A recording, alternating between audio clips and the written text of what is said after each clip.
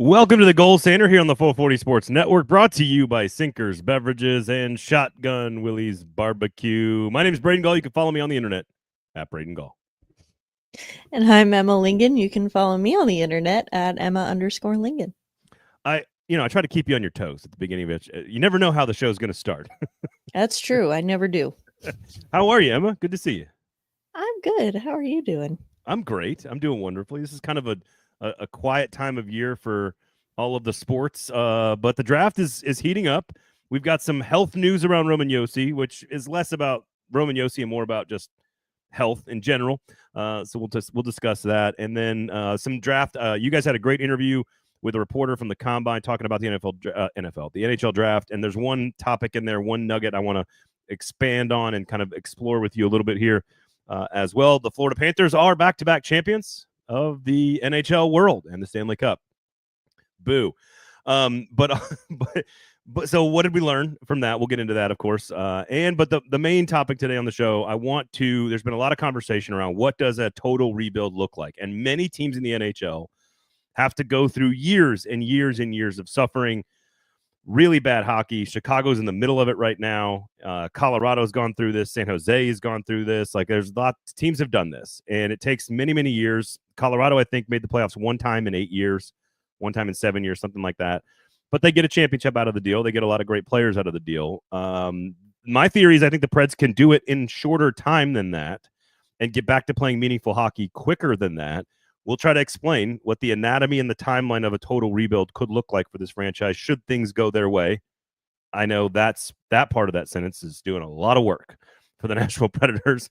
So I understand. I understand everybody listening. If you are watching on YouTube, please give us thumbs up, notifications on, and you can jump into the comment section. If you got any questions about all this, please do so. You can jump in and say hi. Otherwise, make sure you follow Emma and all her work. You can follow me, of course, on the socials as well. And make sure you swing by Sinkers, Beverages, and Shotgun Willie's Barbecue. We are working on a draft watch party next Friday night for all of you guys. A few of you on Lower Broad Hockey very fired up about this. So if we have enough interest, we'll put something together for you all, and I promise it'll be a lot of fun. Probably host it as a charity event so we can actually do some good in the community, walk the walk, et cetera, Emma. So make sure we can raise some money to help some kids in the community, which would be great. I know that would make me feel great, and I hope it would make everybody else feel great. So obviously we'll keep you posted on that. Go check out Lower Broad Hockey. But Sinkers, Beverages, and Shotgun Willie's Barbecue would be a big part of that. Sinkers is already in, and we'll see if we can get a space hosted there. So we'll see. All right.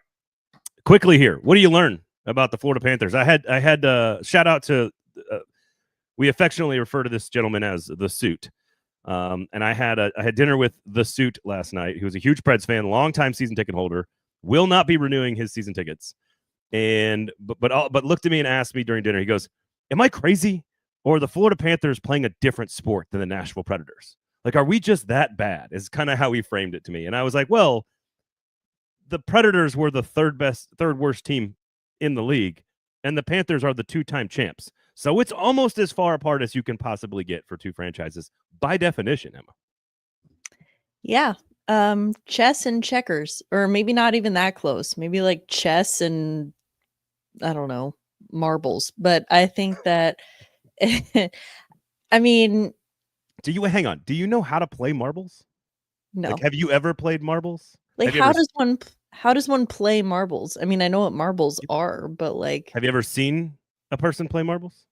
No, I haven't either. Interesting. I just think that was an interesting choice. I was just trying to think of another commonly known game. Even though apparently no one knows ladders. Yeah, how about we play a lot of Sorry at the house. A lot of the girls love Sorry. Uno. I was a big Candyland girl as a kid. Really like Candyland. Really don't like Candyland. I don't like that one. I don't like Shoots and Ladders either. I love Sorry, because then you get to talk shit to people. Even to your kids. You're just like, you take the piece and you're like, "Sorry," and send them back to home. It's great. You get to talk trash. And then the 8-year-old has tons of attitude about it when she gets to talk trash back to dad. It's great. Well, these are the important lessons in life, Emma. I feel like I should have a conversation with your 8-year-old about ways to get you back, because my dad, as a fellow girl dad, Big into playing Pretty Pretty Princess with me, where the object of the game, like as you go along and you like reach certain milestones, you earn a piece of jewelry. And the goal of the game is to be wearing all of the jewelry and the tiara. And whoever is wearing it all by the end wins. And my dad would play that with me. My mom would not, but my dad would. So like if And if that you was punishment for him or what? no, if your 8-year-old wants to get some incriminating photos of you, Oh, I know how she could do that. got it. Fair enough. Fair enough. Yeah. Well, I have no shame and no what's the word I'm looking for? Like I don't really exist in the world anymore. I'm just like their dad. That's all. Yeah. There is no preconceived notions of what I should or shouldn't look like in public. It just is what it is now at this age. So what are we talking about? The Florida Panthers. The Florida Panthers are playing like Settlers of Catan, and the Predators are playing checkers. Yeah, sure. Basically. Two different languages, two different stratospheres, whatever you want to call it. I mean, I think it just shows number one, I mean, Florida, they're the back-to-back champs for a reason. I mean, they came into the playoffs in a different, situation under different circumstances than they did last year. I mean, this time they were the underdogs the entire time. They came in as the 3 seed and they didn't have home ice for most of it, and they were one of the few teams where they were able to kind of operate under the just get in and see what happens strategy, because usually that does not work out super well in the playoffs, or that's not how you should go about trying to go on a playoff run. Don't tell anybody in the Nashville Predators organization. Oh, good Lord. Yeah, I know. Let's get in. We just got to get in. We can do it. Yeah. Or the 2019 St. Louis Blues. Same thing. I think though that, Florida's situation was a little different because they had a lot of injuries on their roster down the stretch. So once they got to a point where they were like, okay, we're not really going to care about seeding, because we know that by the time we get all our pieces back and everybody's healthy, we, fold in the additions that we made at the trade deadline, which were significant as well. I think that, it's like, we're going to be fine. And they were. And they were more than fine. I mean, they embarrassed Edmonton last night, and quite frankly, kept embarrassing me, because I kept saying every series, I was like, oh, this is going to be the one where Edmonton loses finally. And then they didn't. And then they got to the final, and I was like, you know what? I'm done. I've learned my lesson. I'm not going to pick against Edmonton anymore.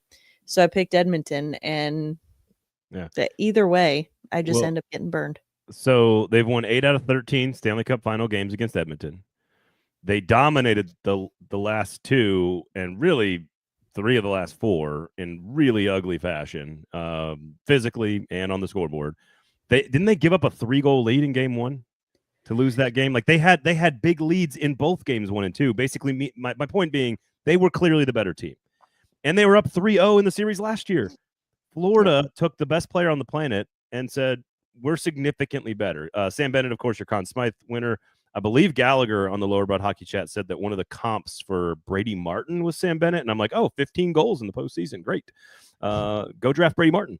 But you have to get to the postseason for that to matter, because if you look at Sam Bennett during the regular season, he is a solid 55 point guy.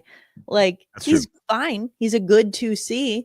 But he's going to get overpaid in free agency because teams overpay for centers. And all the Predators are just 2Cs. That's all they're going to have. They're going to have 11 at best. They're going to have 11 second line centers on their starting roster in 2 seasons, which we are going to get to, because I think they can get back to that should things go the way it's supposed to. Again, I understand what I just said.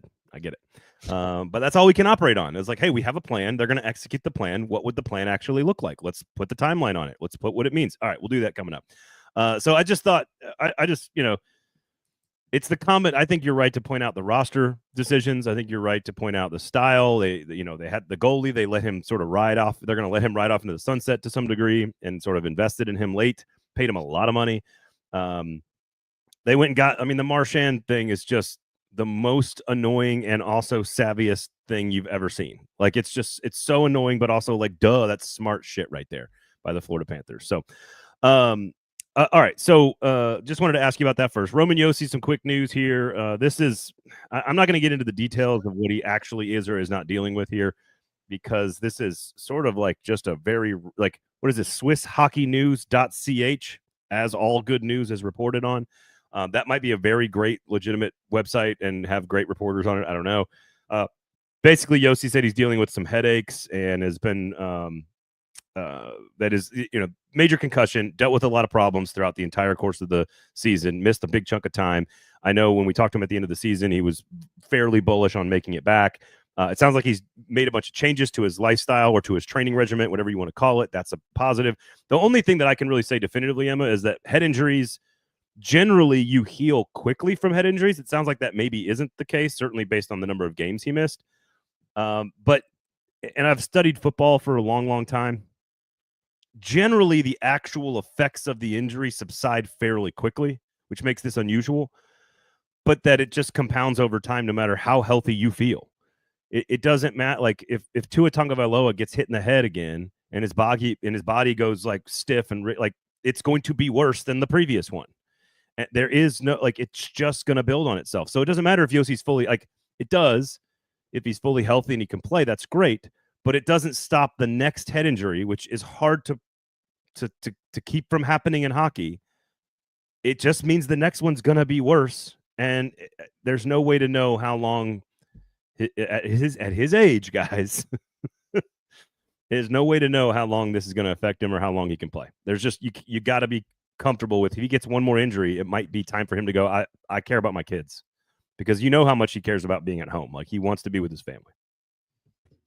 Yeah, I mean, I think that's the biggest takeaway from it. Again, as someone who is not a medical professional, all that I can say and is that, to your point, head injuries are cumulative. And I know I've talked a lot about it, not with Roman, but I have talked about it quite a bit with Mark Borowiecki, and that was ultimately why he ended up retiring, because it was to the point where, like, okay, you're fine now, but the next concussion could be the one that kills you. And that's important, So I think I'm not saying that that's where Roman Josi's at right now, but it does speak to the fact that those injuries are cumulative. And I think that's a little bit of like why I kind of hate the line of questioning that Roman got at the end of the season about, like, well, obviously, like, you didn't come back, but that's because the Preds were out of the playoffs, right? If you were in the playoff race, you would have come back, or would you have come back? And it was kind of like, I don't like that line of questioning, because that's kind of the point of the whole thing that we're talking about. If it was a different kind of injury, maybe, but a head injury is not something that you mess with. And this was not his first time with one of these. So I think that's, it wasn't just like, oh, we're just keeping him out as a precaution. It's like, yeah, but precaution is very, very important when it comes to this. Yeah, and so I don't have a lot else to add either. I think that's good points by you. I just think it's like, he could be 100%. It doesn't change the risk of playing the game next year. He could be 100% the next year, and it doesn't change the risk of playing the game the next year. It's just, you are on a clock. When you start adding head injuries routinely to any player's career, especially in football and in hockey, you're just on a clock till the next one.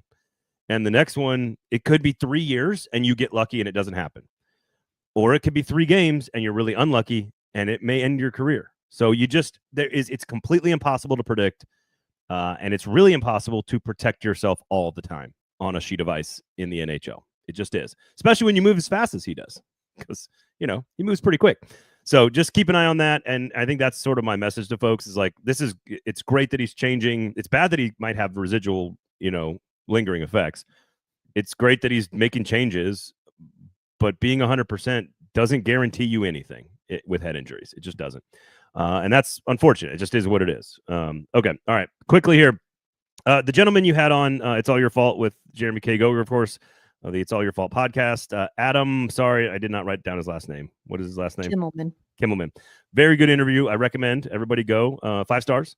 Give him 5 stars. I recommend the interview. Go check it out. Really good stuff. But there's one nugget in there. Talked about a lot of stuff. Talked about Roger McQueen. Talked about a bunch of people. But the one thing I wanted to ask you about, and he basically said that coming out of the combine, there have not been a lot of movement. There has not been a lot of trades in the NHL draft in the top 5, top 10, just in general. It doesn't happen very often. Certainly not in the top 5 in a long, long time. But it sounds like there are some people who want to come up to make picks. Programs, teams, franchises, organizations. I don't know if that's, pick 18. I don't know if that's pick 12. I don't know if that's, Buffalo at 9 or Anaheim at 10.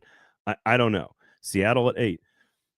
Is there a range that you would like? It would be a hard sell from a PR standpoint for the Predators to trade the 5th pick to move down. I can understand the merits of the decision, though. If you think Roger McQueen or Brady Martin is just as good as anybody else you're picking at 5, and you want to move down to 8 or 9 and get something else in return, the merits of the argument still might be very valid. If that were to happen, I know how Preds fans react to that. Because the guy you might pick might be Roger McQueen. Your conversation indicated how much they love him and how, in general, how much he loves him and how good that player could be. If you're still getting Roger McQueen, the same player you would take at 5, but you're getting him at 8 or 9 and you get something else, isn't that shrewd business?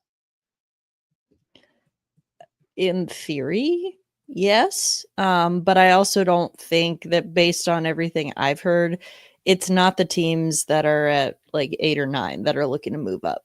It's the teams farther down in the order. And by that logic, you're the argument you just laid out, which is not necessarily a bad one. It just doesn't really apply once you get farther down in the draft order.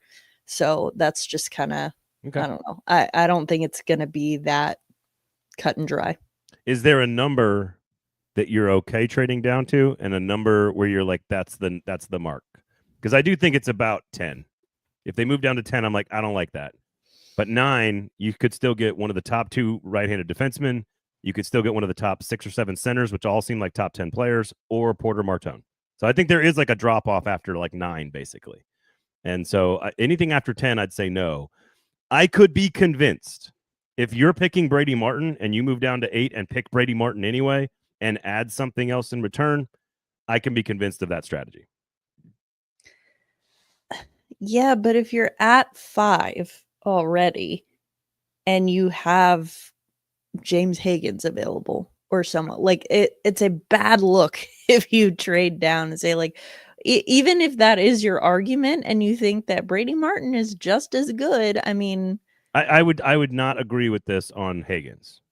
If Higgins is available, I think I would think it would be a huge mistake not to take him.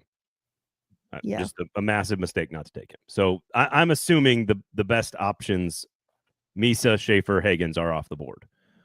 That you look at Martin and McQueen and you're debating whether or not you're going to take them over Denoyer or Frondell. I don't know. Yeah, to me, there isn't like the drop off is after like 6 or 7, to be honest. So if I'm Nashville and I have the 5 pick, I don't really see any merit in trading it, to be honest. So if you go Misa, Higgins, Schaefer, Frondell, Denoyer, Martone, McQueen, Martin, that's 8. Yeah, I don't think that Martin and McQueen and Martin are like bubble guys to me. Okay. Like, could be. Like, that could be their ceiling, but they also might not be. There is no question about how the reaction would be amongst fans. Yeah. It would be outrage. it would be outrage. So I'm having a conversation about the merit, not the politics. Yeah. This is about policy, not politics. Eddie says, yes, Braden loves trading down. No, I am responding to a reporter saying that there are teams that want to come up to get picks. And it's very rare, and maybe you could charge an enormous price and move down to 9 and still get a center that you think is almost as good as the center you were drafting at 5. I'm just saying that's a possibility. full team. I was team trade down because the Titans were picking number 1. And the Titans at number 1, if you're not going to trade down, you have your choice of every player. If the Predators are picking number 1, I don't want them to trade down. I want them to take Michael Misa. There's a difference here. Okay, I just wanted to ask you about that because I thought that was an interesting nugget that was dropped on It's All Your Fault. Go check out the interview. Good stuff. All right. I want to start broadly with this timeline conversation. And for those of you who think this is supposed to take 7 or 8 years, go to Sinker's Beverages, get yourself some beer, get yourself some bourbon, get yourself some champagne, settle in, and enjoy the rest of the show. Okay. Shotgun Willie's Barbecue, of course, also as well, open right now, Wednesday through Sunday, 11 a.m. to 3 p.m. Best brisket in the city, full stop. If I tell you everything goes, I'm not going to say perfectly because that ain't the world that we live in, but everything goes well. They have some sort of plan, and the plan is executed. Before we get into the details of that, in your opinion, what is the reasonable expectation around that plan working and delivering not a championship, but relevant, important, winning hockey games, aka a playoff team that is competitive and building towards a championship? What is a reasonable expectation for fans on that rebuild for you from a timeline standpoint? Well, so that's hard because it's like, in theory, are we operating under the assumption that this team, like, are we taking last season out of the equation? Like, last season's team on paper was supposed to be a lot better than it actually was? No, I would start like right now. In fact, I think this draft is the thing that starts this whole process, right? Like, okay. Now, you're right. There are other prospects currently in the system that are part of this timeline, and they were acquired before last year. I'm just saying, like, they had a plan. It got a little out of whack when they almost won a playoff series. Then it kind of gets out of whack again. And I'm like, okay, let's go back. Now it seems like they're going back. And according to who's the reporter? James all the last name. I can't do any of the last names today. Myrtle.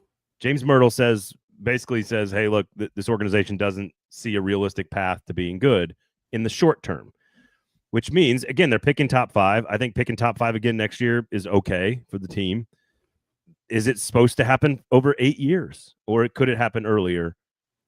Taking into account everything that is currently in place, the farm system, the contracts, everything. Taking into account what's currently in place, I'd say you're looking at least 4 to 5 years. I think, honestly, because to get to what? To get to like consistent, perennial playoff hockey. I think, because again, what keeps happening, and you mentioned it, is that this team keeps getting fooled into thinking that they're closer than they are. And I think that just kind of shows the nature of where they're at. I mean, if you looked at, again, Checkers and Candyland, like completely different games. And so I think that there's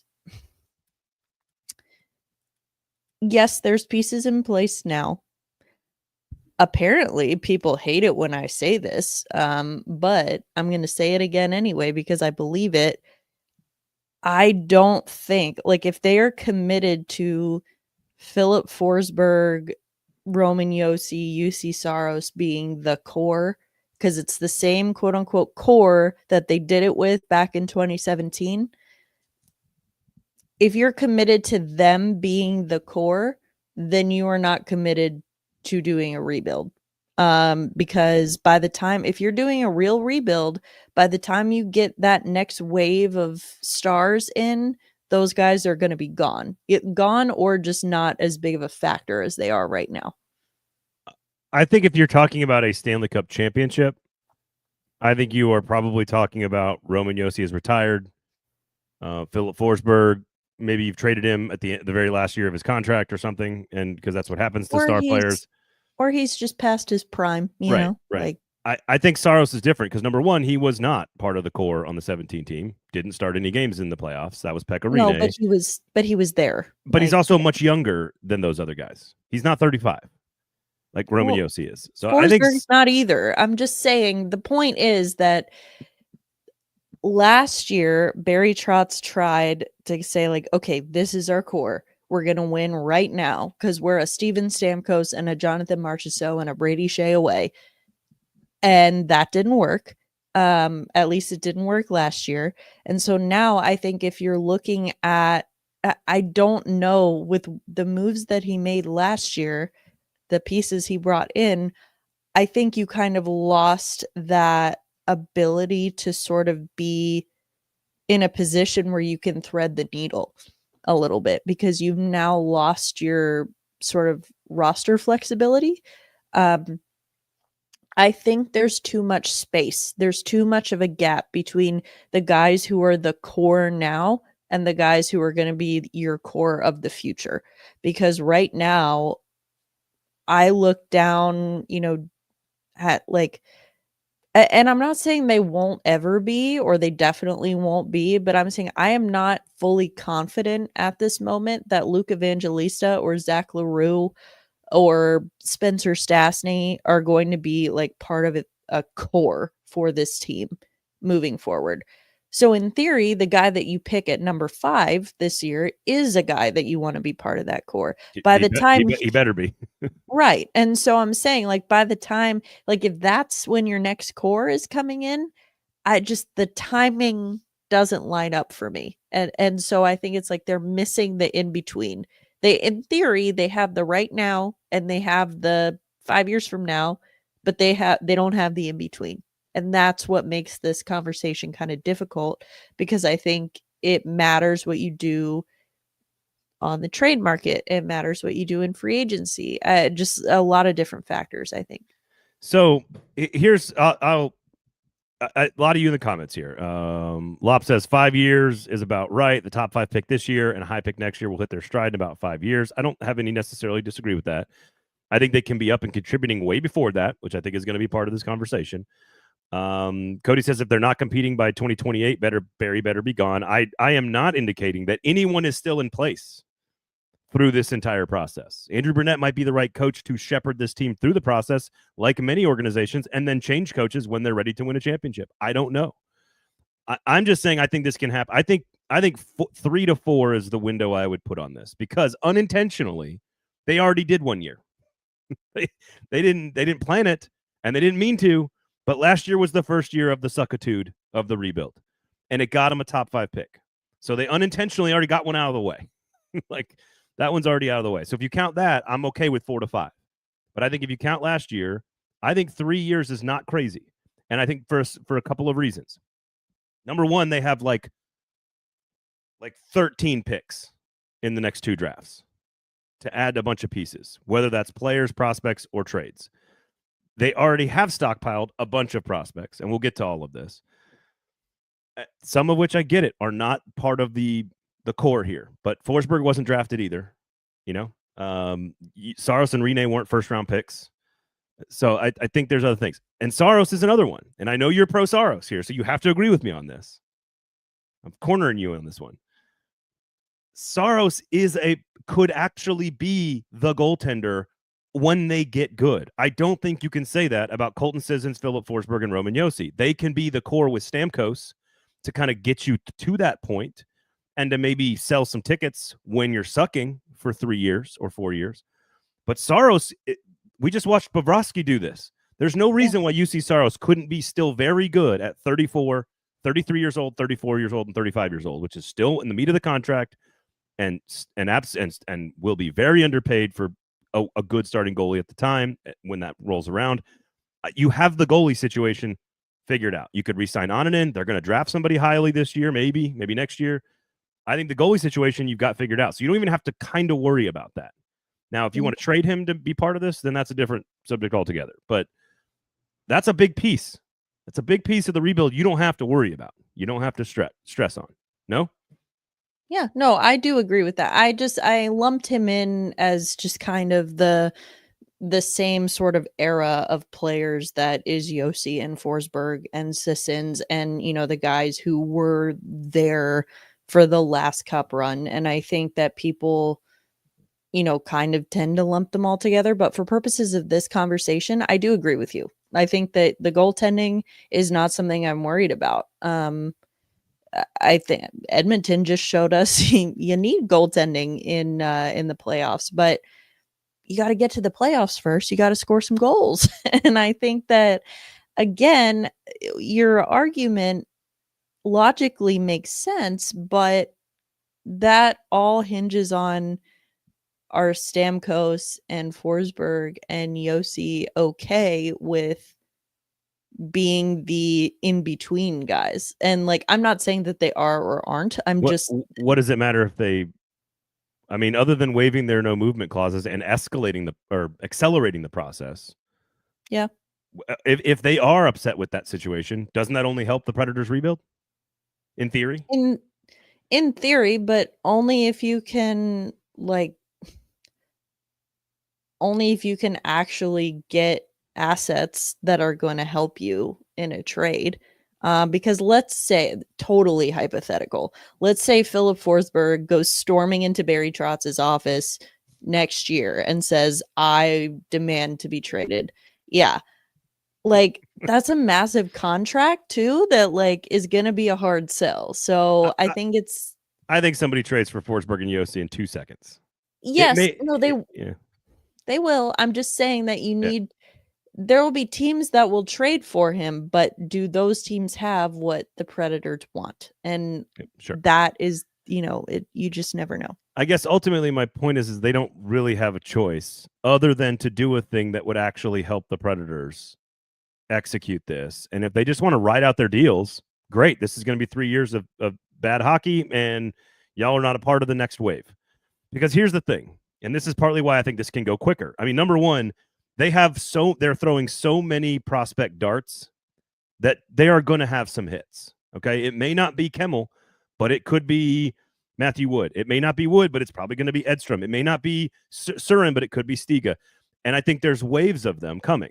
So here's my timeline for year one of, I guess technically it's year 2, but it's year 1, it's year 1 of suck, which is coming up this year. And that is, you got to fix the blue line long term. And I think you can. I think with Molendyk, Gibson, Stasny, you can fix the blue line because Josi and Brady Shea are going to be under contract for the foreseeable future. So you can fix the blue line, I think, this season, whatever that means. If that means developing Molendyk and Gibson to be playing on the NHL level, I think you can get them up to the NHL level pretty quickly. Certainly Molendyk, maybe not Gibson. I think Stasny's ready to be a bigger contributor on the team in the near future if he can get it all lined up. You also have Lozon, Osterley, Englund, Blankenberg, and Barron all coming off the books next year. Rebuild your blue line this year. You got prospects. You're probably going to draft somebody. You can trade Bunting, McCarron, Cole Smith, and Colton Sissons, all coming off the books this year. You got a lot of pieces you can move at the deadline. You got a lot of pieces you can move this summer. And you could go get a couple of other prospects to play defense, stockpile the blue line depth. I don't know if Ryan Ufko is a long-term answer. I don't know if Willsby's a long-term answer. I don't know. But I think you can get to 4 or 6 defensemen by the end of this coming season. This time next year, I think you want to have your 3 pairs lined up. And I don't think that's too much to ask for the organization to accomplish. No? No, but I think more specifically, you need to figure out the right side of the blue line. And you need to add some size because all of the guys that you mentioned, with the exception of maybe Gibson, highly skilled and very talented and can be contributors, but we've learned you need some size back there. And yes, Brady Shea will help with that. You still have Jeremy Lauzon for now who will help with that. So, it's there, but I think that if you're talking about long-term pieces, you need to fill out the right side. And it's just interesting because, again, you get rid of Blake Fiddler. Yeah, well, you get rid of Luke Shen, Dante Fabro, Alex Carrier, all in the same year. And you're like, I'm just saying that's fine. I'm not saying that any one of those guys was the key to the future for Nashville, but I'm saying if you're going to single-handedly just in one fell swoop get rid of your entire right side of your blue line, you damn well better have a plan to fix it. And we haven't seen what that plan is yet. So I'm thinking maybe we see that. Add Unsure. McDonough too. Unsure McDonough if also. they had a mind. They do need to go get a definitive top 4 right-hander.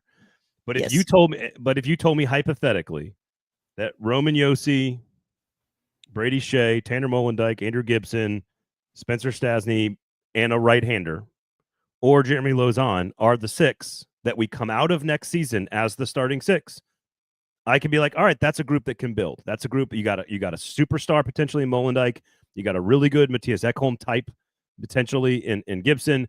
You got Shea, who's going to be around for a while, for whatever that's worth, good or bad. I think it's good. I think you could come out of next season with the plan in place. It doesn't mean they're going to be good yet, but the plan is in place. That's what I think you do. You trade all the contracts and you rebuild the blue line. And that probably also means acquiring a young player with term potentially in all of this, with draft picks, prospects, etc. I mean, if you're trading Bunting, McCarron, Cole Smith, Sissons, you could trade Lauzon, you could trade Ryan O'Reilly. I think you can find one, either in the draft or in a trade.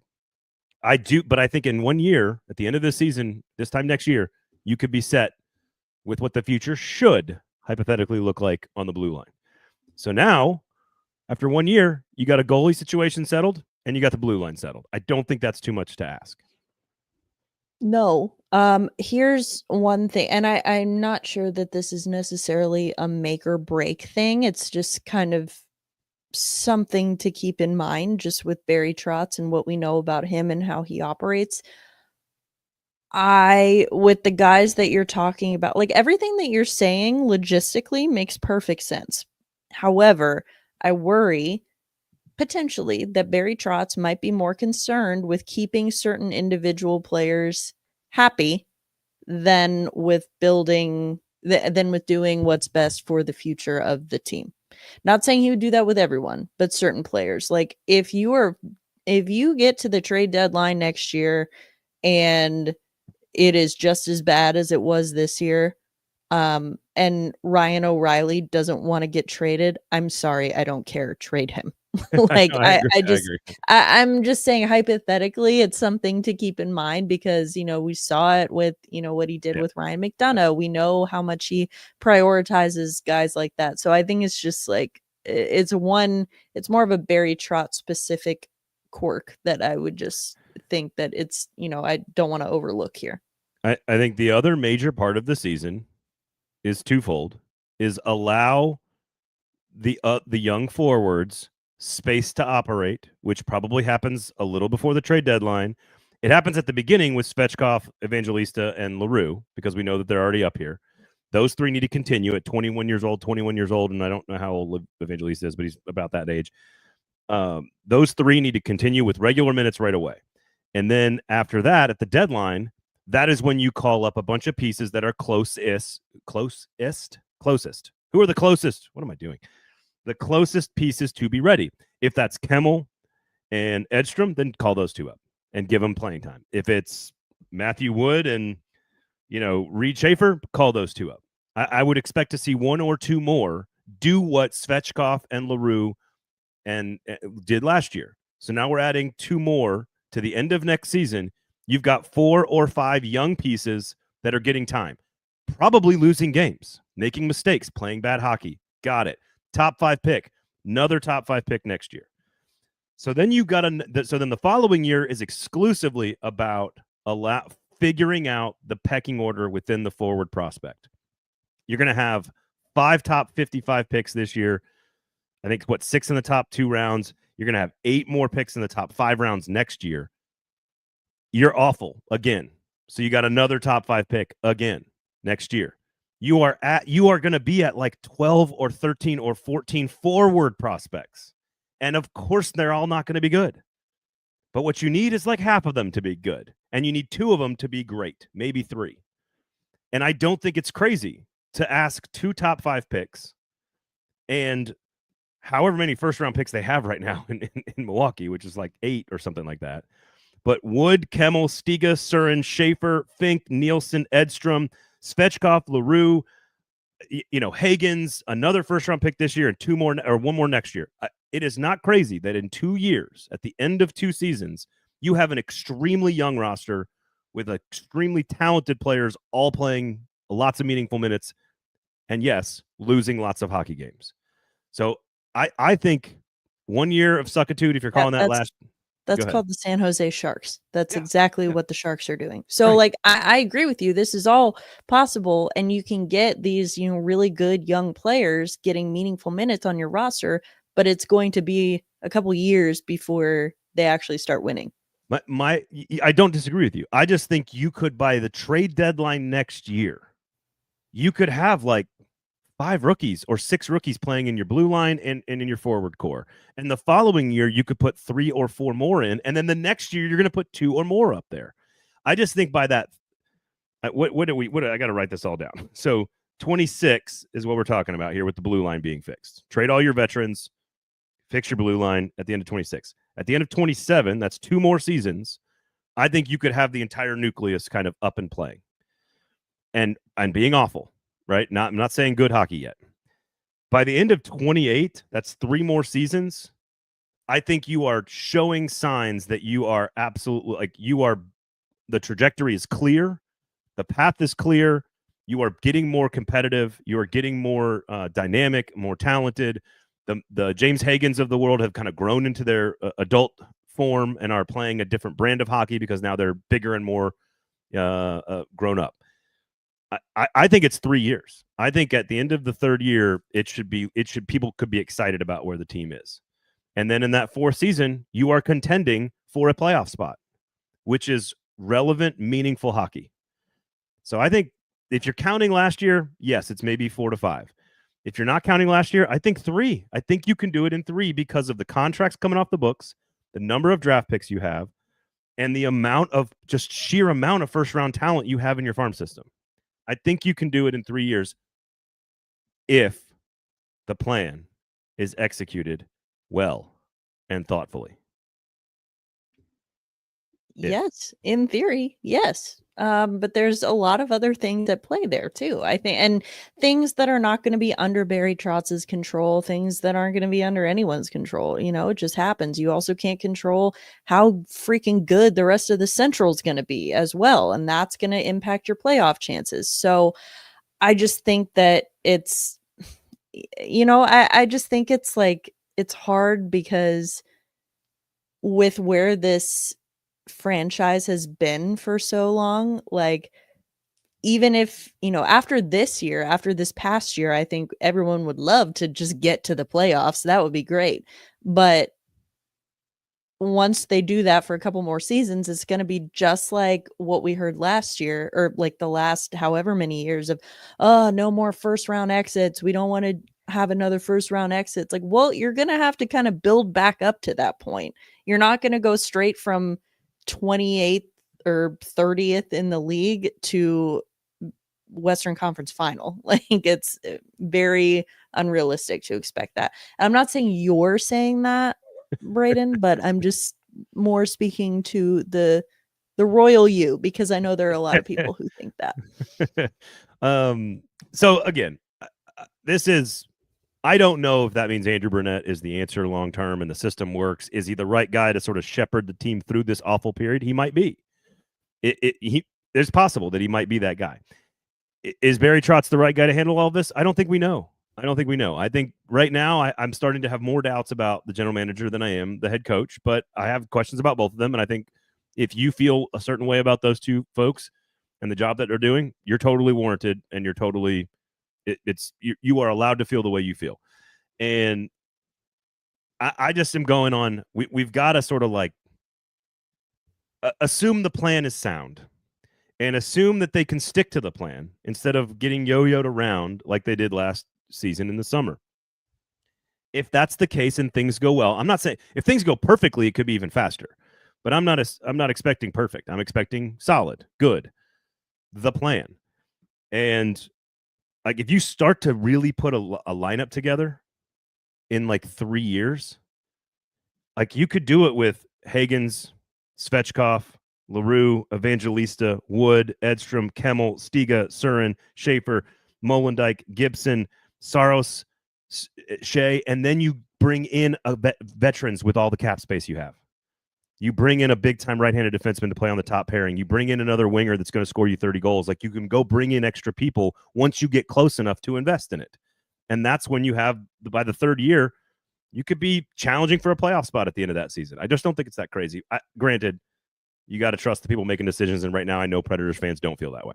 So, yeah. And again, all of your, like everything you're saying is like, best case scenario, this is what happens. In theory, on paper, this is what happens. And if the last year has taught us anything, is that what is the best case scenario on paper doesn't mean anything.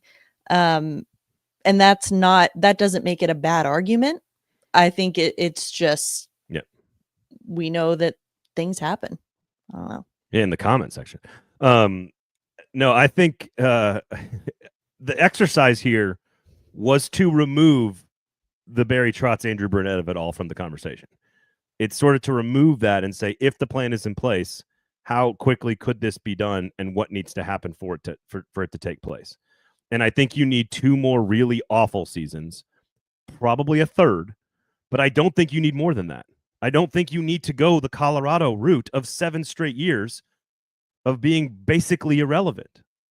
Last place. The Blackhawks are on 5 years now of being awful. I think you can do it faster than that, because when you do it with cups, the way Colorado, I guess the way Chicago did, the rebuilds are harder. It's deeper because you have to sacrifice so much stuff to win those cups, right? Like you got to give up draft picks and prospects, and you mortgage in the future. And the Predators have not done that. And I know our good friend in the comments, who's spam in the comments, talking about they went from a cup contender to a joke in one season. That's just not true. That's just factually untrue. They were not a cup contender at any point in the last 7 seasons. They were a cup contender in really just the 2 seasons after the cup run. They were not a cup contender in 17. They were a cup contender when they won the division back-to-back years. Those were the 2 years they were cup contenders. They have not been one since 2019. It hasn't happened. So they got tricked into some stuff. They overachieved and they underachieved, and now they just need to stay underachieving and let the young kids play. So there you go. What do you think? They need to stick to the plan, because again, you get fooled into thinking certain things about your franchise and your organization based on how an individual season goes. So you think, oh, we went on that 18-game point streak, we're actually really close.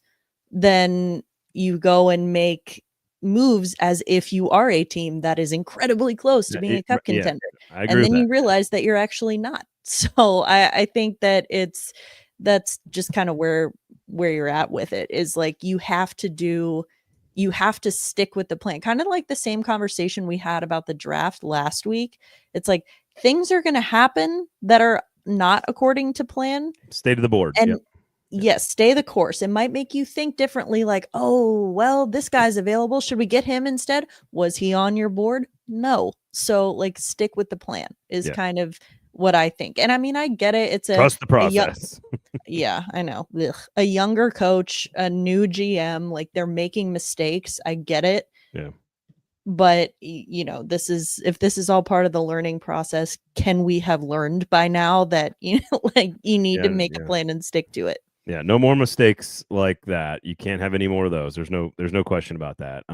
Look, I just think that the one thing that Barry Trotz has said from the beginning that I still agree with is that they did not mortgage any of their potential future plan to do any of the stupid shit they've done so far. And that is still true. That is still true. And that's their one saving grace right now. That's the only thing. And now they have to just hope like hell that it works, that these future pieces pan out, which at the moment, there's no guarantee that they will. Of course there isn't a guarantee that they won't. But I think just the fact that there's even that glimmer of hope is the only thing that is keeping them sort of afloat right now. And even the most proven commodity of this plan, UC Saros, still not a guarantee that he's going to be great in 3 or 4 years.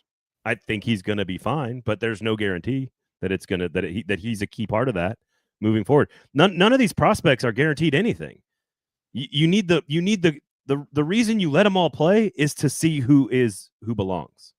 You let them all play to see who rises, to see who becomes a first line winger and a second line center and let's see what Andrew Gibson really is, because that's the only way that they learn, they get better, and it's the only way you know which ones are the core for the future. So, I also think the last key point of all of this plan is starting almost immediately. Barry Trotz needs to be transparent and clear about the plan to the fans and beg for patience, because I have it on pretty good authority. Season ticket sales way effing down right now. Way down. And they are begging people to come back to their season tickets. You got to be clear with people what you're doing. Tell folks the plan, go out and execute it, but be honest about it. And go draft Gavin McKenna. It's great. Easy plan. There you go. All right. Sinkers Beverages, Shotgun Willie's Barbecue. Go check them out. We do appreciate their support. 2 great local businesses here in the community that are big Preds fans, great supporters, of course. They got good merch as well. Yes, Daniel says, love the plan. Now convinced Trotz. Okay. I hear you.